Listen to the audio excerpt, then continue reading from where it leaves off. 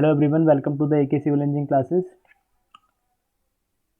अब तक हम 16 लेक्चर पढ़ चुके हैं और 16वें लेक्चर में जब हमने पढ़ा था, इससे पहले वाले लेक्चर में न्यूमेरिकल कर रहे थे। इस लेक्चर में भी हम न्यूमेरिकल करेंगे। ठीक है।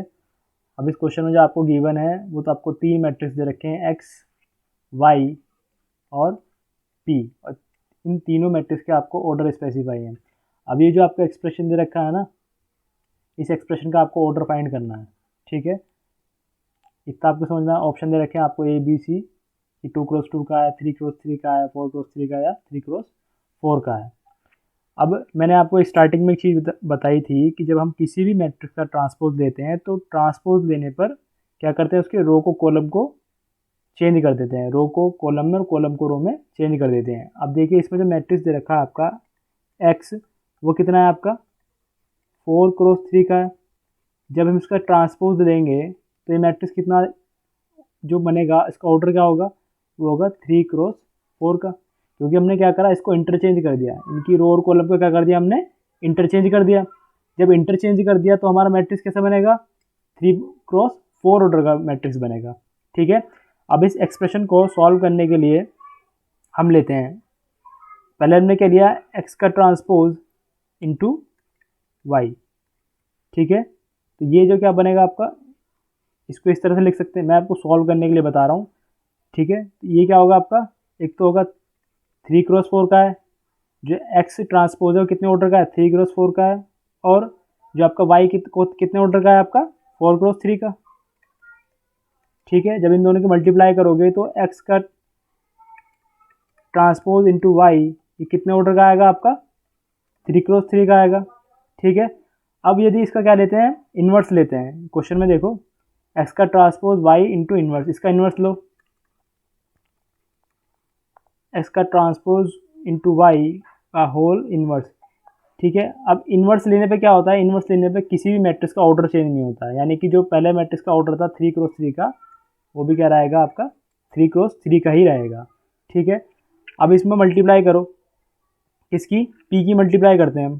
पी कितने का आपका, 2x3 का है, तो पी इंटू एक्स का ट्रांसपोज इंटू वाई का पूरे का इन्वर्स, इसको कैसे लिख सकते हैं, पी कितना है आपका 2x3 ऑर्डर का, और ये जो पूरा मैट्रिक्स है कितने ऑर्डर का है आपका, 3x3 का।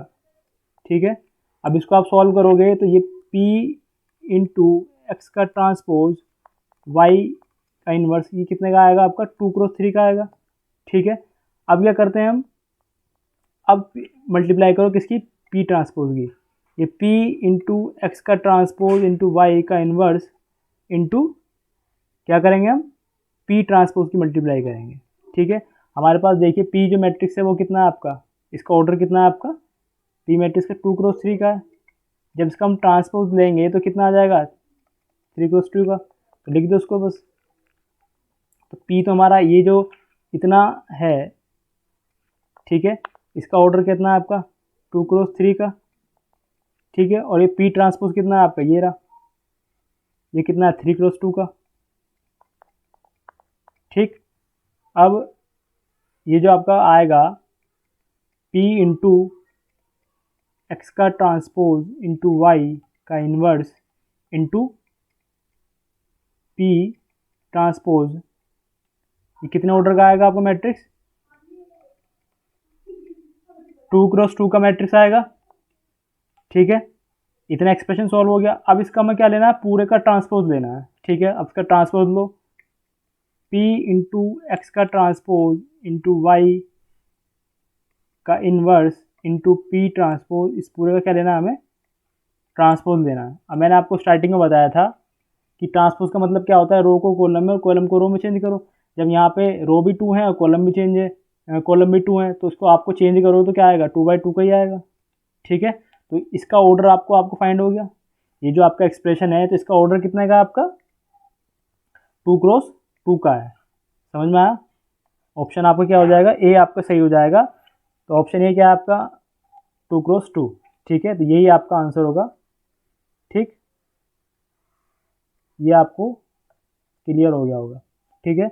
इसमें कुछ नहीं करना, जिसको मल्टीप्लिकेशन आती है वो, बाकी वो इसको इजीली कर पाएगा, जिसको मल्टीप्लिकेशन पता है, मल्टीप्लिकेशन के रूल पता है, और ट्रांसपोज में रो को कॉलम में, कॉलम को रो में चेंज करना, और कुछ भी नहीं है इस क्वेश्चन में। ठीक है, बाकी हम अपने नेक्स्ट क्वेश्चन करते हैं। नेक्स्ट क्वेश्चन है हमारा,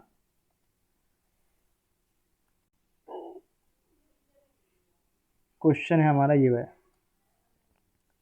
कोई मैट्रिक्स हमें क्या दे रखा है, ए एस इजिकल्स टू टी। ये दो क्वेश्चन जो है ना अलग अलग है, ये क्वेश्चन अलग है और ये वाला क्वेश्चन अलग है। ठीक है, मैंने क्वेश्चन इसलिए लिख रखे हैं कि ताकि आपका टाइम बच जाए। ठीक है, अब ये आपको कोई मैट्रिक्स अलजेब्रा में ये मैट्रिक्स दे रखा है A S इजिकल्स to A T, और ये जो तुम्हारे ए एस और टी है कोई मैट्रिक्स हैं अप्रोप्रिएट ऑर्डर के। ठीक है, अप्रोप्रिएट ऑर्डर का मतलब क्या है कि इन दोनों की मल्टीप्लाई हो सकती है, ए एस की और ए टी की। ठीक है, वो पूछ रहा है implies S इजिकल्स to T only if आपका एस और टी बराबर होगा, किस केस में होगा, यदि वो ए सिमेट्रिक होगा, ए सिंगुलर होगा, ठीक है, ए नॉन सिंगुलर होगा, या ए स्क्यू सिमेट्रिक होगा। ठीक है, तो हमें इस क्वेश्चन में ये बताना है। समझ में आया? आई थिंक आपको ये चीज़ क्वेश्चन जो है समझ में आ गया होगा कि एस और टी कब बराबर होगा, यदि ए क्या होगा, सिमेट्रिक होगा, सिंगुलर होगा, नॉन सिंगुलर होगा, और स्क्यू सिमेट्रिक होगा। ठीक है, आपको क्या दे रखा है, A S इजिकल्स to A T दे रखा है। ठीक है, आपको पता है कि जो आपका कोई भी मैट्रिक्स सिंगुलर और नॉन सिंगुलर, समझ रहे हो, सिंगुलर कब होगा, जब उसका डिटर्मिनेंट क्या होगा, ज़ीरो होगा, और नॉन सिंगुलर कब होगा, जब उसका determinant not equal to zero होगा। जब नॉन सिंगुलर होगा तो क्या करेगा, इन्वर्स एग्जिस्ट करता है, ये मैं आपको बता चुका हूँ पहले। ठीक है, तो हम यही करेंगे इस क्वेश्चन में। हमें क्या करना है, एस को और टी को बराबर करना है।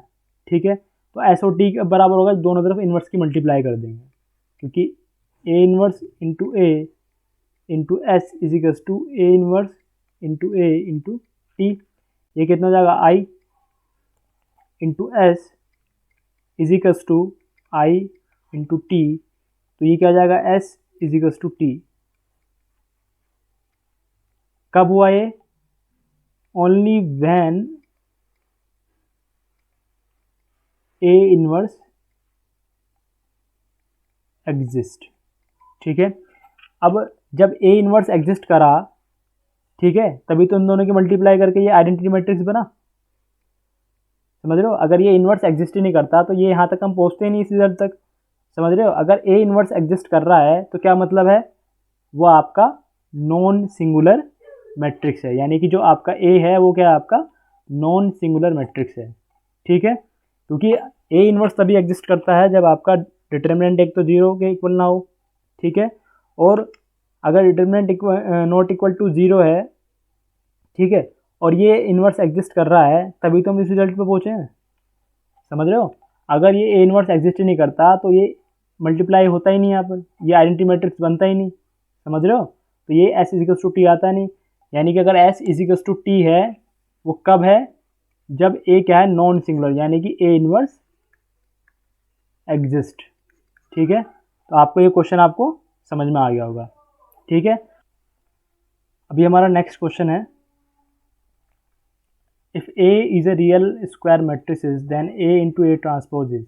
ठीक है, अगर ए आपका रियल कोई स्क्वायर मैट्रिसेस है तो ए इंटू ए ट्रांसपोज कैसा होगा, always symmetric, skew symmetric, sometimes symmetric या अनसिमेट्रिक। ठीक है, अब क्वेश्चन में देखो, जो आपकी सिमेट्रिक मैट्रिक्स होता है उसकी कंडीशन क्या है, सिमेट्रिक मैट्रिक्स की कंडीशन क्या होगी आपकी, A is equals to A transpose, और स्क्यू सिमेट्रिक की जो मैट्रिक्स होता है उसकी कंडीशन क्या होती है, ए इज इक्वल्स टू माइनस के ए ट्रांसपोज।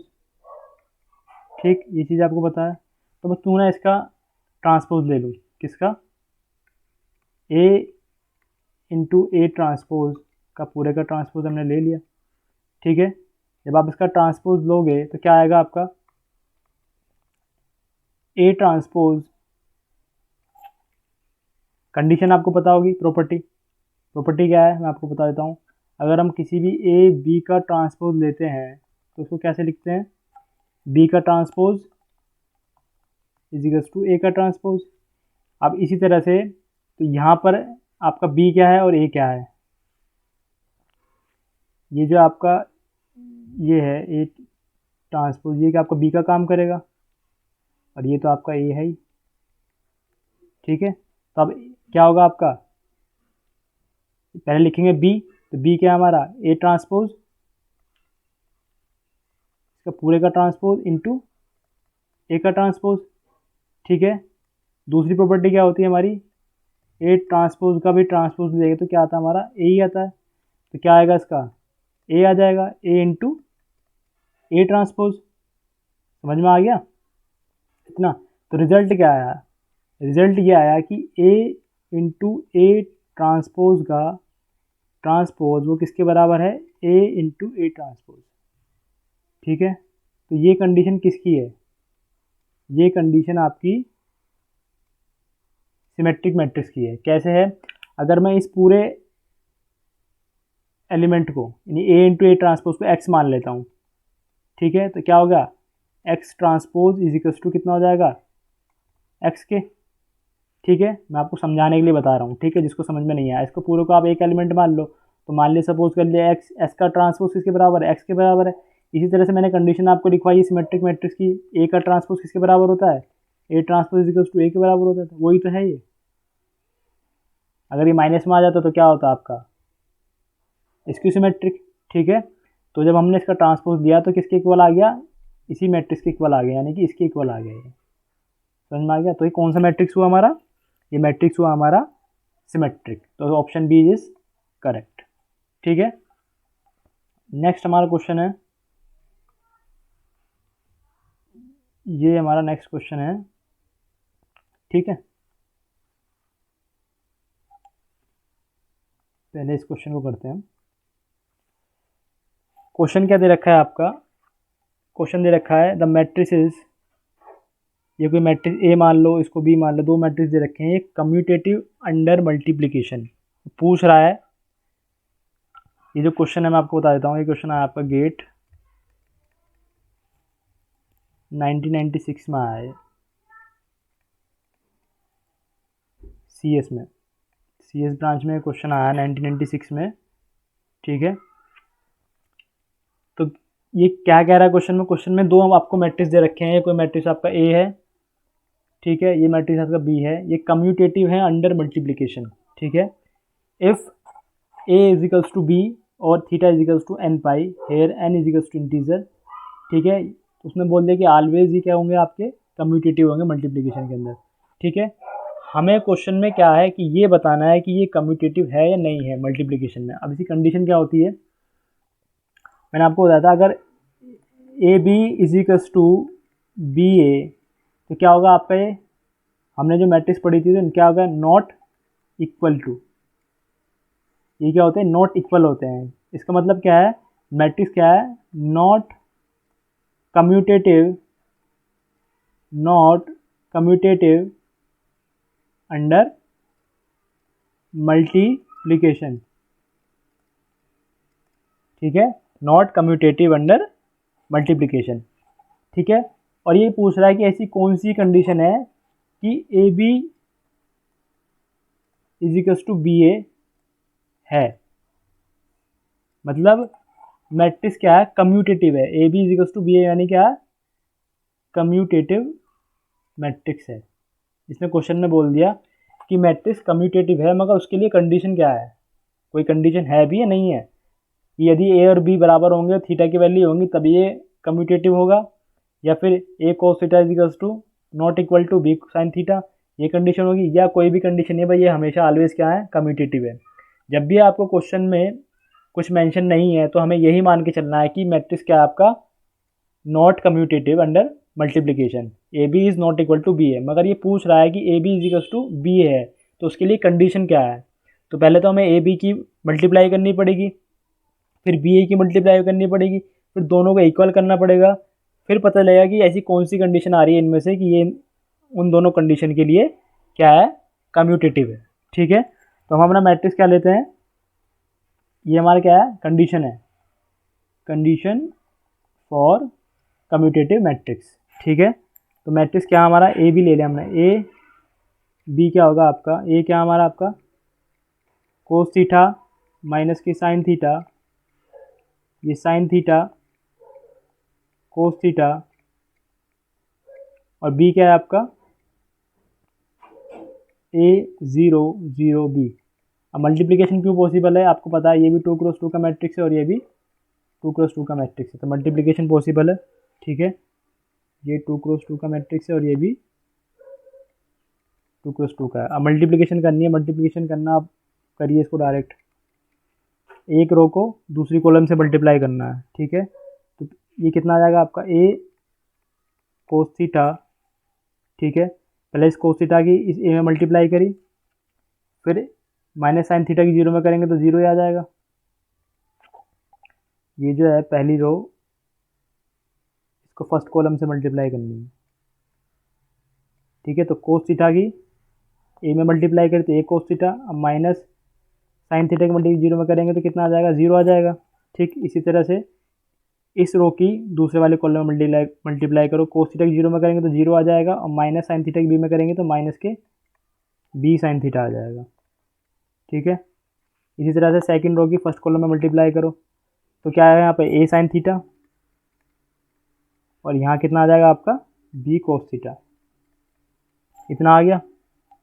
अब बी ए का मल्टीप्लाई करो, बी ए क्या होगा आपका, बी आपका लिखो क्या है आपका ए ज़ीरो ज़ीरो बी, और ए मैट्रिक्स क्या है आपका, ए मैट्रिक्स है आपका कोस थीटा माइनस के साइन थीटा और कोस थीटा। जब आप इसकी मल्टीप्लाई करोगे बी ए, ठीक है, तो कितना आएगा आपका, मल्टीप्लिकेशन आप लोगों को आती है, आप इजीली कर सकते हो। तो ए की कोस थीटा मल्टीप्लाई करें तो ए कोस थीटा और जीरो की साइन में करेंगे तो जीरो आएगा। इसी तरह से क्या होगा, माइनस के ए साइन थीटा, और नीचे आ जाएगा यहाँ पर सेकंड रो की फर्स्ट कॉलम में मल्टीप्लाई करेंगे तो जीरो की कोस थीटा में करेंगे तो जीरो आएगा, फिर बी की साइन थीटा में करेंगे तो क्या आ जाएगा आपका बी साइन थीटा। इसी तरह से सेकंड रो की सेकंड कॉलम में मल्टीप्लाई करेंगे तो क्या आएगा, जीरो की माइनस साइन थीटा में करेंगे तो जीरो आ जाएगा, और बी की कोस थीटा में करेंगे तो बी कोस थीटा आ जाएगा, बी कोस थीटा। ये भी 2x2 का मैट्रिक्स है और ये भी 2x2 का मैट्रिक्स है। अब इक्वलिटी ऑफ मैट्रिक्स मैंने पढ़ाया था, हम दो मैट्रिक्स को तभी इक्वल कर सकते हैं जब उनका ऑर्डर या डायमेंशन सेम हो, यानी कि वो भी ए बी क्या है आपका जो हमने निकाला, ये भी 2x2 का मैट्रिक्स है, और ये भी बी क्या है आपका 2x2 का है। और इसने स्टार्टिंग में ही बोल दिया है कि आपका मैट्रिक्स क्या है, कम्यूटेटिव होना चाहिए, यानी कि हमें मान के चलना है कि ए बी क्या है आपका बी ए के बराबर है। ठीक है, तो अब देखो यहाँ पर इन दोनों को बराबर करो, ए बी क्या है आपका, ए बी है आपका ए कोस थीटा और माइनस के बी साइन थीटा, फिर ए साइन थीटा और बी कोस थीटा, ये तो आपका ए बी आ गया, इक्वल टू बी ए क्या आपका A cos theta A cos theta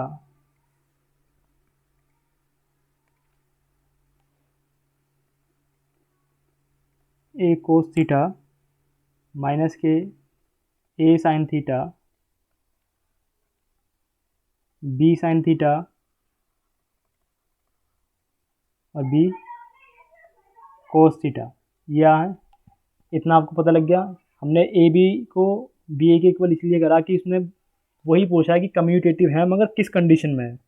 ठीक है, यदि हमेशा कम्यूटेटिव है या कम्यूटेटिव है ही नहीं, और या फिर दो कंडीशन दे रखी है ऑप्शन ए और ऑप्शन डी में, या उन कंडीशन को फॉलो करेंगे तब ये कम्यूटेटिव होगा। तो हमें तभी पता लगेगा कम्यूटेटिव है नहीं कि जब हम ये कंडीशन फाइंड आउट करेंगे। अब हमने दोनों मैट्रिक्स को क्या करा, ए बी को और बी ए को इक्वल कर दिया, क्योंकि ए बी और बी ए कितने हैं, दोनों क्या है 2x2 के मैट्रिक्स है, इक्वलिटी ऑफ मैट्रिक्स है, क्योंकि दोनों के डायमेंशन सेम है तो इक्वल कर सकते हैं। ठीक है, अब इसमें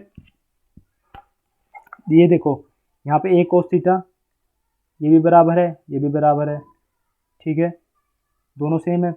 और ये क्या है आपका, ये बी कोस थीटा, ये भी सेम है, ये भी सेम है, ठीक है। तो हम ये बचे दोनों डिफरेंस है, ये भी अलग है, यहाँ पे ये भी अलग है, तो दोनों में से कोई भी आप एक बार ले लो। मैं ये वाला लेता हूँ, ए नीचे वाला, ए साइन थीटा, आप कुछ भी ले लो, बात एक ही है, A sine theta is equals to B sine theta, ठीक है। इसको ऐसे लिख सकते हैं हम, ए साइन थीटा माइनस के B sine theta equal to 0, और ए माइनस के B sine theta equal to 0। अब कंडीशन क्या होगी आपकी, या तो A minus B is equals to 0 और sine theta is equals to 0। A minus B is equals to 0 होगा तो क्या होगा, ए इक्वल टू बी के बराबर आ जाएगा, ठीक है। ए इक्वल टू किसके बराबर आ जाएगा, आपके बी के बराबर आ जाएगा, ए इक्वल टू बी के बराबर आ जाएगा, ठीक है। और थोड़ा शोर आ सकता है बैकग्राउंड से, ठीक है, मैनेज कर लेना।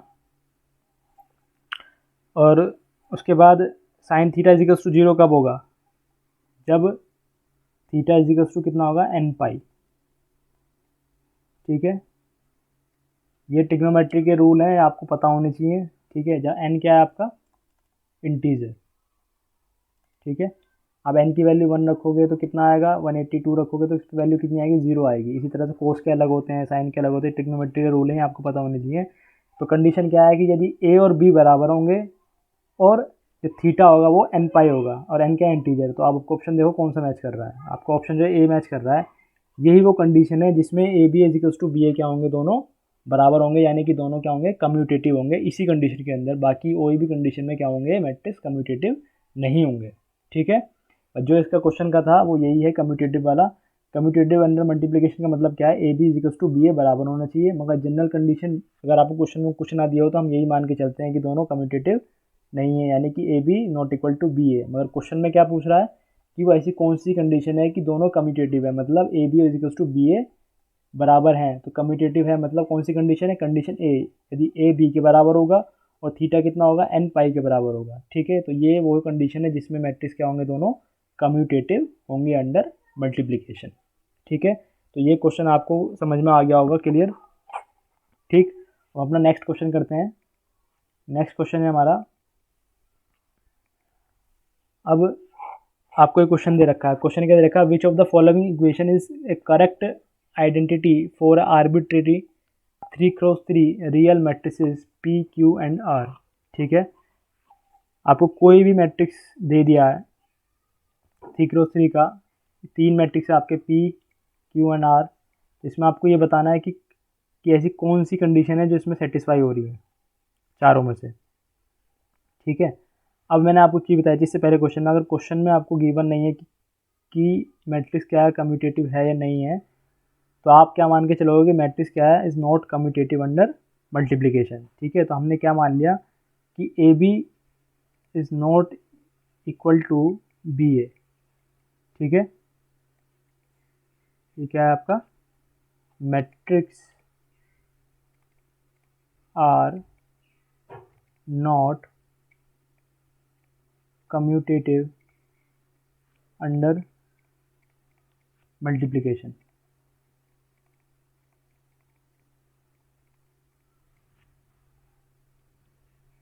अंडर मल्टीप्लिकेशन, ठीक है। क्वेश्चन में कुछ गिवन नहीं है तो हमें ये मान के चलना है कि मैट्रिक्स क्या है, कम्यूटेटिव नहीं है, ठीक है। अब ए बी की जगह कुछ भी हो सकता है, P Q is not equal to Q P, ठीक है, और Q R is not equal to R Q. ये वही कंडीशन है, क्वेश्चन में अगर आप देखोगे तो क्या है, कम्यूटेटिव नहीं है। हमें यही मान के चलना है, क्वेश्चन में कुछ गिवन नहीं है। अब क्वेश्चन नंबर देखो, पहला ऑप्शन ए, ऑप्शन ए देखो कि P into Q plus R, तो क्या आना चाहिए, P की मल्टीप्लाई क्यू में करो तो पी क्यू, ठीक है, और P की मल्टीप्लाई करोगे तो क्या होगा, पी आर आना चाहिए। मगर यहाँ क्वेश्चन में क्या दे रखा है, आर पी। जब P R equals to R P equal ही नहीं है, मतलब कम्यूटेटिव है ही नहीं। जब क्वेश्चन में गिवन नहीं है, जब हमने मान नहीं रखा कि ये कम्यूटेटिव नहीं है, ठीक है। जब हमने ये मान लिया कि कम्यूटेटिव है ही नहीं, ठीक है, तो क्या होगा, हमें तो क्वेश्चन हमारे हिसाब से तो ये आना चाहिए, तो इन्होंने क्या लिख दिया, आर पी ले लिया, तो ये तो गलत है। इन्होंने पी आर की जगह आर पी ले लिया, मगर ये दोनों इक्वल है ही नहीं। जब ये कम्यूटेटिव होते तभी तो इक्वल होते, तभी ये सही होती कंडीशन। मगर यहाँ तो क्या आ रहा है, तुम्हारा आर पी आ रहा है, तो ये आना चाहिए क्या, पी आर, ठीक है। तो ये जब कम्यूटेटिव नहीं है तो क्या होगा, ये दोनों इक्वल नहीं है, तो मतलब क्या होगा, ये आपका ऑप्शन ए गलत हो जाएगा। ऑप्शन बी जो है आपका, ऑप्शन बी ये वाला, determinant of P plus Q, determinant P plus Q is equal to determinant of P plus determinant of Q, ये बराबर नहीं होते। इसको आप चेक करके देख सकते हो, कोई प्रॉपर्टी 2x2 का मैट्रिक्स लो कोई भी, 3x3 का मैट्रिक्स लेके, इजी तो आपको 2x2 का रहेगा, आप चेक करोगे तो आपको ये कंडीशन सेटिस्फाई नहीं होगी, तो ये भी गलत होगा आपका, ठीक है। फिर हमारा पी माइनस क्यू का होल स्क्वायर, ऑप्शन नंबर हमने सी लिया, ठीक है। तो इसको कैसे लिखोगे, मैट्रिक्स की मल्टीप्लिकेशन अलग होती है बिल्कुल, जो आप जैसे छोटे बच्चे की तरह करते हो ना, पी माइनस क्यू लिखा इस तरह से और इस तरह से पी माइनस क्यू लिखा।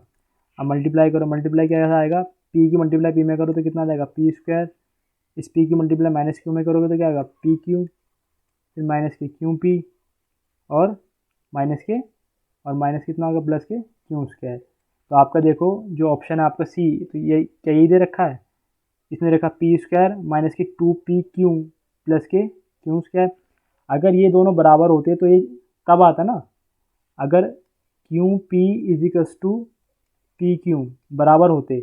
अब बराबर हो गए तो मतलब क्या, कम्यूटेटिव है, मगर जब क्वेश्चन में दे ही नहीं रखा कम्यूटेटिव, तो हमारे हिसाब से क्या हमने मान रखा है, नॉट कम्यूटेटिव, यानी इक्वल टू नहीं है। जब इक्वल नहीं है तो इनको हम जोड़ नहीं सकते, तो मतलब क्या होगा, सी भी आपका क्या हो गया, ऑप्शन गलत हो जाएगा। फिर ऑप्शन नंबर डी देखो, ऑप्शन नंबर डी क्या होगा, पी प्लस क्यू का स्क्वायर इज इक्वल्स टू कितना हो जाएगा आपका, पी प्लस क्यू लिखोगे इसको भी, और पी प्लस क्यू, अब इसको मल्टीप्लाई करो कितना आ जाएगा, P square plus P Q plus के क्या हो जाएगा, क्यू पी, और प्लस के क्यू स्क्वायर। ये सही है, क्योंकि जब बराबर ही नहीं है, जब ये दोनों बराबर होते तो हम इनको जोड़ करके क्या लिख सकते हैं, या तो 2p क्यू लिख दो या 2q p लिख दो।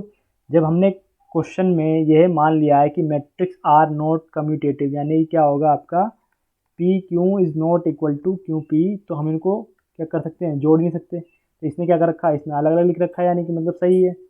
अगर इसको जोड़ देता तो मतलब कम्यूटेटिव हो जाते हैं, अब जोड़ा नहीं तो क्या कम्यूटेटिव नहीं है, यानी कि हमारी कंडीशन को सेटिस्फाई कर रहा है। तो ऑप्शन जो डी है आपका वो करेक्ट होगा, ठीक है। ये आपका क्वेश्चन जो है, ये क्वेश्चन गेट में आया हुआ है 2014 में, गेट 2014 में आपको क्वेश्चन आया हुआ है 1 मार्क्स का, ठीक है। तो ये चीज़ आपको पता होनी चाहिए, इसे समझाने में इतना टाइम लग रहा है, बाकी आप करोगे तो उसे 1-1 मिनट के सवाल हैं बस, इससे ज़्यादा के नहीं है, ठीक है। तो इस लेक्चर में हम इतना ही पढ़ेंगे, बाकी हम नेक्स्ट लेक्चर में या तो न्यूमेरिकल करेंगे या फिर हम दूसरा टॉपिक स्टार्ट करेंगे, रैंक, ठीक है, रैंक कैसे फाइंड आउट करते हैं मैट्रिक्स की, ठीक। और क्वेश्चन के जो लेक्चर हैं वो बीच बीच में डालते रहेंगे, ठीक है। पहले एक बार इसको पूरा कर लें, फिर क्वेश्चन पे क्वेश्चन करेंगे चैप्टर के, ठीक है। चैनल को सब्सक्राइब करिए, लाइक करिए, ठीक। बाकी जो हम अपना टॉपिक है वो नेक्स्ट टॉपिक को नेक्स्ट लेक्चर में कंटिन्यू करेंगे। इस लेक्चर में इतना ही, तब तक के लिए बने रहिए मेरे साथ, थैंक यू।